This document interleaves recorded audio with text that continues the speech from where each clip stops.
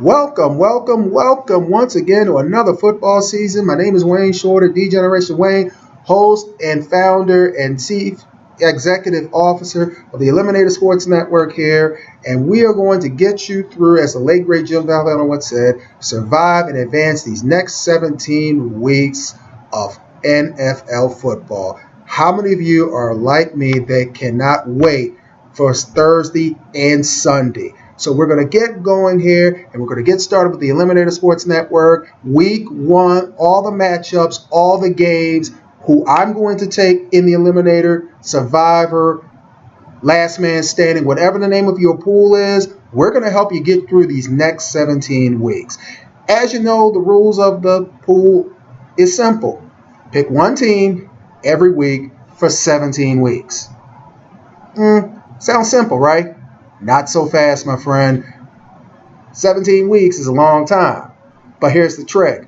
Once you use a team, you can't pick them again. Here are some of the rules that I like to use when I do the pools. It's kind of simple. I try to stay away from division games, as a lot of you who remember last year, everyone got burned with Tampa Bay and New Orleans, picking the Saints against the Bucs. Yes, the Saints were home, and of course, the Saints lost. And it pretty much knocked out about 75-80% of everybody who played in the pools. So that's kind of one of my rules of thumb. I do not pick division games. Week 17, unfortunately, are all division games. Number 2, I try to pick the home team. Most of the times the home teams do win. In most cases they do. Sometimes they don't, i.e. New Orleans, but most cases they do. Number 3, you try to pick a team that you know that's going to win, but you try to hold those teams until late in the season, i.e. your Patriots, your Steelers. Yuck, I'm a Ravens fan, so it hurts for me to say that. Your Packers, the Seahawks, Cardinals, teams like them, you want to hold them to the end of the year.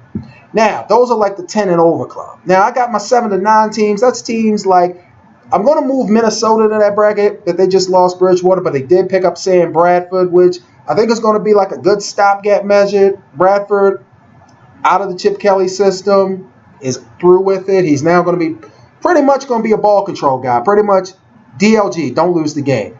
He'll get you a few great passing games, but Minnesota, all they're going to do is hand the ball to Adrian Peterson all day 28. So, they're not going to be out of the hunch, but getting Sam Bradford really helps out the Vikings in a lot of ways. So I've got them into my 7 and 9 club. I got also the Dolphins. They look kind of into the 7 and 9. Buffalo with Tyrod Taylor is the first game is against the Ravens. I'm sorry, Tyrod. I know it's a homecoming, but you're losing Sunday. But I'm not picking the Ravens for my Eliminator pick. There's some teams like I call my one and dones. You only pick them once and you're done with them, which is everybody, but you try to just get that one, as the late great Jim Valvano says, survive and advance each and every week. So let's get started in this week's games, and we're going to start with the Thursday night opener, which is the Carolina Panthers against the Denver Broncos. I will not use that game, of course. Denver Broncos starting a new quarterback, Trevor Siemian, but they still have Demaryius Thomas and all those great weapons. Their defense is still stout. Von Miller's just got paid. He's going to be out for blood. Cam Newton, the league's MVP, he's going to be out for redemption. Panthers are a 2.5-point favorite, but take the Broncos. And you don't need the points because, as most Super Bowl champions do, they get the first home game, they will win. And they will find a way to win Thursday night, but no, I will not use them as an eliminator. Getting into Sunday, the 1 o'clock games, let's skip the Buccaneers and the Falcons division game. So we will know that as soon as this screen, I am getting canceled. Thank you. Hate when it does that. Getting messages on my screen, I'm trying to talk. Now, where were we? Oh yeah, Carolina versus, Tampa Bay. I'm looking at my screen wrong. Tampa Bay versus the Falcons. Tampa Bay busted up a lot of pools last year. I'm not falling for this twice. We will not fall for this twice. So we're going to avoid it. 1, it's a division game, and 2, it's Tampa Bay. Jameis Winston looks like he's going to be a beast this year, so I would stay away from Tampa Bay and Atlanta just because it's a division game. Too many strange things that can happen. Next game up, Vikings and the Titans. Now, this is going to be Sam Bradford's probably debut as the starter of the Vikings. Pretty much, he's just going to hand the ball to Adrian Peterson all day. Peterson's going to probably run about 40 times. So let's just keep it real. Sam Bradford's not even going to throw maybe about 15, 20 at the most. Just learning the offense. It's going to take him time to get acclimated, to get familiar. The Titans is Marcus Mariota. Now, this is a very kind of intriguing pick if you want to go with the Titans, because you got Marcus Mariota, who is going to really go leaps and bounds in his second year. You also have DeMarco Murray, who was traded to the Titans. So they have a very strong running game. They have a very strong, very good young quarterback, up and coming, very not good defense, okay defense. I will probably not use this game as an eliminator, and this is just kind of too risky. The Vikings are the defending NFC North champions. It's one of those, it looks intriguing, but to be on the safe side, I would stay away from the Titans and the Vikings. Next up, we have the Browns and the Eagles. Now, the team that Sam Bradford left, the Eagles, I think is probably going to start the rookie Carson Wentz. Well, rookie, first game NFL, you're going up against the Browns. Now, granted, this is the game probably a lot of people will take. I'm tempted to take it, but I see another game that looks a lot safer. The Eagles, yes, they're playing the Browns. We all know the Browns ain't good. The Browns have Hugh Jackson as their coach, RG3 starting quarterback. Let's keep it real, okay? This could be like the game that'll bite a lot of people. They probably will take it, and this is the game probably the Browns will end up winning, which will probably set off the city of Philadelphia. So I'm going to stay away from it. I was going to actually use that game until that trade. So I'm not going to go with the Browns and the Eagles. Now, this one I'm definitely not going to touch. The Bengals and the Jets. Bengals, this has got to be a make-or-break year for Marvin Lewis. I mean, you go 12 years in Cincinnati and not one playoff win. Most coaches would have been fired by now. But Marvin Lewis still has a job. Makes you wonder sometimes. But there's got to be a mandate on him winning a playoff game this year. He's going up against a team that should have made the playoffs last year, but gagged away that last game in Buffalo, and Ryan Fitzpatrick is the starting quarterback. I can't see the Jets winning this, even though it is their home opener. This is a game to definitely stay away from if you're using it as your eliminator pool. Next game up is, now here's one of the more intriguing games of the week, is actually the Raiders and the Saints. You got Drew Brees, Hall of Fame quarterback, Super Bowl winner in the past, going against an up-and-coming Raiders team, which a lot of expectation is now on them to win. GM Reggie McKenzie has done a very good job in rebuilding this team. When he took over the club last year, his job was kind of on the line because things weren't going as planned. But sometimes when you get a bunch of crap handed to you, you gotta clean it out, and then once you clean it all up and clean, then you can start seeing the diamonds.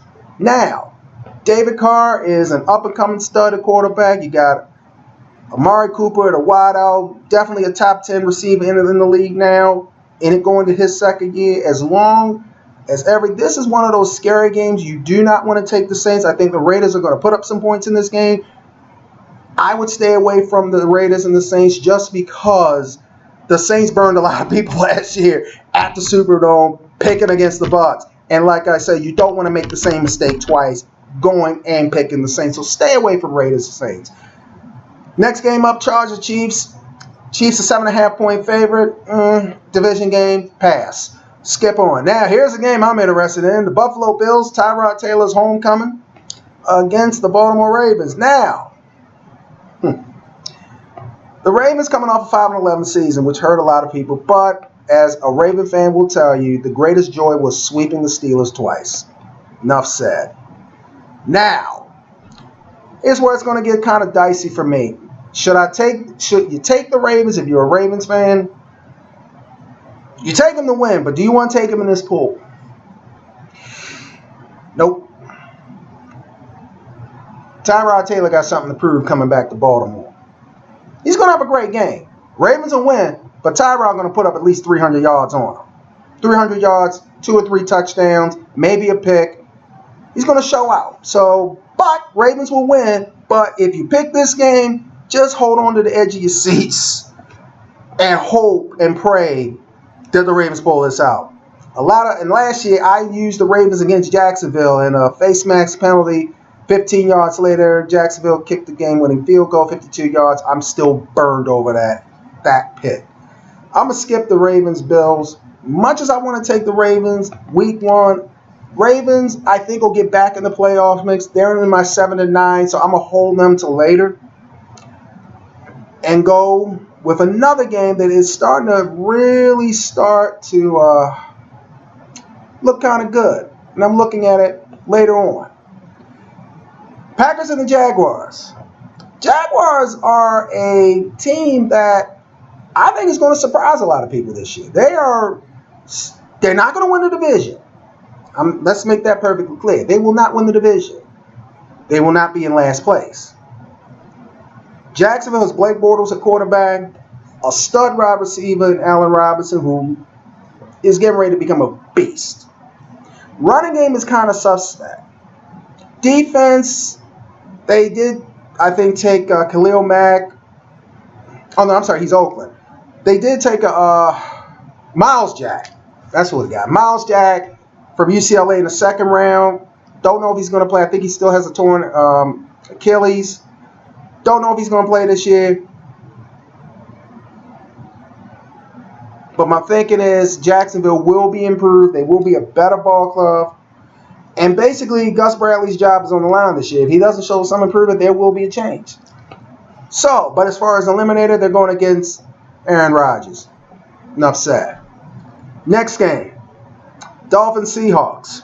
Seahawks 9.5-point favorite. This is a game I probably would take.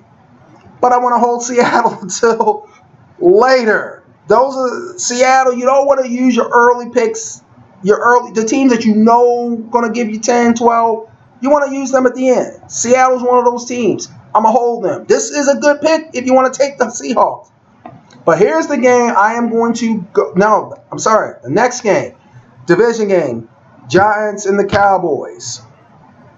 Two teams I don't like, period. Eli Manning against, now, Dak Prescott. We're going to see if he's the real deal. Now, in preseason, I know the defenses are vanilla. But he did show out. He did show he can play. We'll see now when we see the blitzes and the zone blitzes and the schemes. Can Dak Prescott take the same momentum that he rode in preseason into the regular season? Because now you know, as the Dallas Cowboys have their backup quarterback, Mark Sanchez. Okay? So Dallas, please pray that Dak Prescott does not get hurt. You have Mark Sanchez as your backup. Enough said. But here's the game that I'm going to go with in my Eliminator. I kind of looked at this and went, you know, this one has all the inklings probably of a good win. The Detroit Lions and the Indianapolis Colts. As a Baltimore guy, to even say the name Indianapolis Colts and use them in your pool should be blasphemy. But this is business, nothing personal. Colts, Andrew Luck has got something to prove this year. He's trying to stay healthy. Detroit has no Megatron, Matthew Stafford. He'll ball. But this is the game I'm going with. Lions, Colts. Colts will win the home opener. They're my Eliminator pick of the week. I just have this feeling that I think the Colts will win pretty good because the defense, even though they're a little suspect, I think defense will make some good plays. The Colts will win probably about 27-17, 27-14. Andrew Luck is going to ball, going to get the job done. So this is my Eliminator pick for the week. Go with the Colts. I know for anybody in Baltimore, that's kind of like a tough thing to say, but hey, this business, nothing personal. The other three games that are on the slate, the Sunday night game, which is a very good matchup. The two teams that lost in their respective conference championship games, the Patriots and the Cardinals. Tom Brady's out for the first four. Jimmy Garoppolo is your starter for the Patriots. Now, a lot of people will probably take the Cardinals because looking at the Patriots' first 4 games, this will be my number 2 pick, ironically. But I'm looking at the Cardinals like I'm looking at the Seahawks, the Packers, the Steelers, and others. They're going to win at least 10 games. You want to hold them until the end. You want to hold those teams until the end of the season. So you want to take your best chance in keeping the ones that you know that you're going to have until the very end. So Patriots, Cardinals probably win that game. Probably they're 9.5 point favorites, but I do think Patriots will win the spread. I don't think the Cardinals will win by 9.5. I just think that's a little too much. They're playing Bill Belichick, and Bill Belichick, they're not going to get blown out. Let's just keep it real. They may get blown out once in a blue moon, but not against the Cardinals. All right, the 2 teams, the first game of the Monday night doubleheader for Week 1. I tell you, this Baltimore people just, we hate the Steelers, and then they play the Redskins. And yes, the AFC North plays the NFC East this year, interconference. So yeah, we get to see the Redskins and M&T. But for the night's game, Steelers, Redskins, really don't care. Don't like neither team. Steelers are a 3.5 point favorite. But believe it or not, wow, I can't believe I'm about to say this. Can we wish for a tie? I just want to see, can this game end at a tie so nobody wins? Make all of us happy. And our final game of Week 1, the LA Rams making their LA debut in the regular season, going up against the San Francisco 49ers, who looks like they're going to be the worst team in football this year.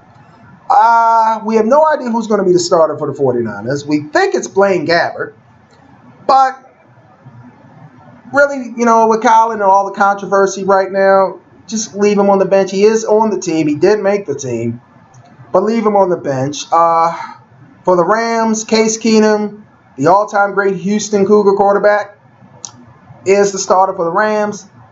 Rams are a 2.5 point favorite, but as far as eliminator purposes, this is not a good pick at all. 49ers. Actually, I'm going to change that. This might be your one and done with the 49ers. If you're going to take them, this one might be the week to take them. Yes, and I know what I just said. It's a division game, so that automatically trumps it. But this will be one time you may break the rule on the division game because 49ers ain't getting a lot of wins. This might be their one shot of a good chance at a win. Yes, they're a 2.5 point underdog, which means a field goal should win it. But this would be, if I had to take another team, this would be the one up. This would be my backup. Because I don't think the 49ers are going to give you a lot of wins, and this could be your one and done. If you get the 49ers, you're still weak, and you keep on going to week 2. So that's the Eliminator Sports Network for this week. We'll see you back on next weekend for week 2 of the NFL season. I'm your man, Wayne Shorter, D-Generation Wayne. You can follow me on Twitter at THEFRNCHSE player, or on Facebook, Wayne M. Shorter. We will have a Facebook page coming up soon you can share your opinions on who you think is going to survive and advance each week. And the bottom line is go 17-0, get the pool, and get the cash. Wayne Shorter. Peace.